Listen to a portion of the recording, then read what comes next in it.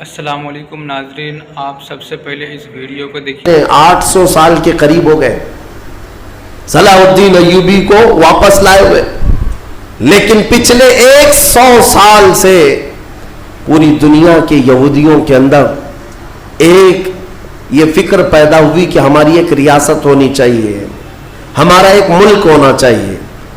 یہ مارے پوری دنیا میں پھر رہے تھے۔ ہٹلر نے ان کو مارا تو امریکہ میں چلے گئے، امریکہ میں مارے گئے تو برطانیہ میں گئے، برطانیہ سے فرانس میں گئے، جگہ جگہ یہ تھوڑے آباد ہوتے رہے۔ اور اس کے بعد پھر ان کے اندر ایک تحریک پیدا ہوئی 18ویں صدی عیسوی میں کہ تمہاری اپنی ایک ریاست ہونی چاہیے۔ تو ان کی اپنی ریاست، اتنا اپنا ملک چاہیے، کہاں؟ وہی مقدس زمین جو تمہارے باپ داداؤں کی ہے، کیونکہ یہودی یعقوب علیہ السلام کی اولاد میں اپنے آپ کو کہتے ہیں۔ تو اس سرزمین پر جانے کے لیے کوششیں کرتے رہے، لیکن فلسطین اس زمانے میں خلافت عثمانیہ کا حصہ تھی، جو ترکی کے بادشاہ تھے۔ ترکی کے اندر میں فلسطین آتا تھا، تو وہاں پر ان کی مجال نہیں تھی۔ لیکن ہوا یہ کہ 1914 سے 1918 کے بیچ میں فرسٹ ورلڈ وار ہوئی، دنیا کی سب سے بڑی جنگ، پہلی جنگ عظیم، جس میں ترکیوں نے جرمنی کا ساتھ دیا اور ہار گئے برطانیہ انگلینڈ کے مقابل میں۔ تو ہارنے کی وجہ سے ہوا یہ کہ ترکی کی ساری خلافت ختم ہو گئی، خلافت عثمانیہ کے ٹکڑے ٹکڑے ہو گئے۔ 50 ملکوں پر ان کی اکیلی حکومت تھی، سب ٹکڑے ہو گئے، ترکی کو سب ختم کر دیا گیا، خلافت ختم کر دی گئی۔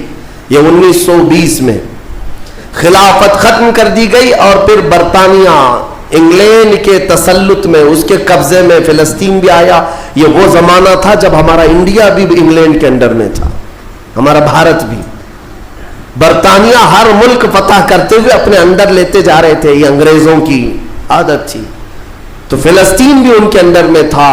تو اب ان لوگوں نے یہودیوں کے لیے ایک عام اعلان کیا، ڈکلیریشن آف بالفور کہا جاتا ہے، ایک بالفور اعلامیہ، جس میں اعلان کیا گیا کہ دنیا بھر کے جو بھی یہودی ہیں وہ ہجرت کر کے یہاں آئے، انہیں گھر دیا جائے گا۔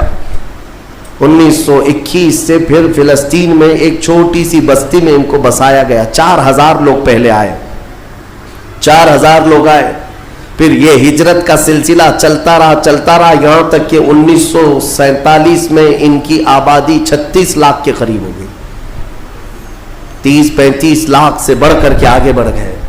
اور اس کے بعد پھر 1948 میں ان ظالموں نے اقوام متحدہ UN کی مدد سے یہ اعلان کر دیا پوری دنیا میں کہ اب یہ فلسطین نہیں ہے، اس کا آدھا حصہ اسرائیل ہے، یہ ہمارا ملک ہے۔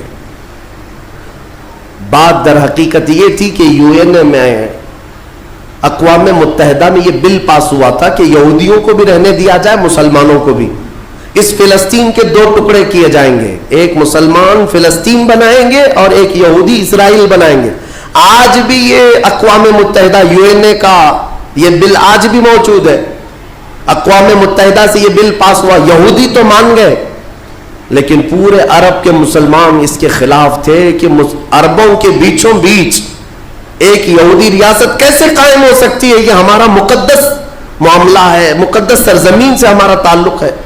احتجاج کرتے رہے، لیکن ان یہودیوں نے مال کے ذریعے، عورتوں کے ذریعے سارے عرب ملکوں کے جو بادشاہ تھے ان تک اپنا تسلط جما لیا۔ کئی ایسے عرب بادشاہ ہیں جن کی بیویاں یہودی ہیں، ان کے گھروں تک یہ پہنچ گئے اور ان کو ایسا نیوٹرل کر دیا کہ اب وہ فلسطین کے بارے میں بات نہ کریں۔ ہوا یہ کہ اسرائیل تو بن گیا، لیکن آج تک فلسطین نہیں بن سکا۔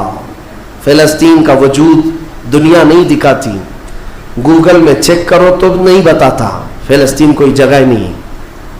میرے عزیزوں، ہر 10 سال پر یہ زمین کو ہڑپتے آج پورا وہ ارض مقدس جس کو فلسطین کہا جاتا ہے 90% یہودیوں کے قبضے میں آ گیا۔